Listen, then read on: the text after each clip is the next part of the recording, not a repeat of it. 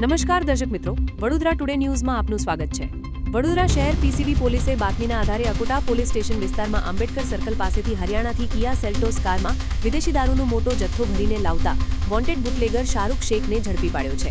પોલીસે કારમાંથી ₹4,67,740ની કિંમતની 368 વિદેશી દારૂની બોટલો, ₹40,000નો એક મોબાઈલ ફોન અને ₹10 લાખની કિંમતની કિયા સેલ્ટોસ કાર મળી કુલ ₹15,07,740નો મુદ્દામાલ જપ્ત કર્યો છે। પકડાયેલો આરોપી શાહરૂખ શેખ અગાઉ પણ અનેક પ્રોહિબિશનના કેસોમાં સંડોવાયેલો હોવાનું અને તેની સામે વડોદરાના વિવિધ પોલીસ સ્ટેશનોમાં 17 જેટલા ગુનાઓ નોંધાયેલા હોવાનું સામે આવ્યું છે। આ મામલે અકોટા પોલીસ સ્ટેશનમાં પ્રોહિબિશન એક્ટ હેઠળ વધુ એક ગુનો નોંધીને આગળની કાયદેસરની કાર્યવાહી હાથ ધરવામાં આવી છે। આવા જ તમામ લેટેસ્ટ અપડેટ માટે જોતા રહો વડોદરા ટુડે ન્યૂઝ।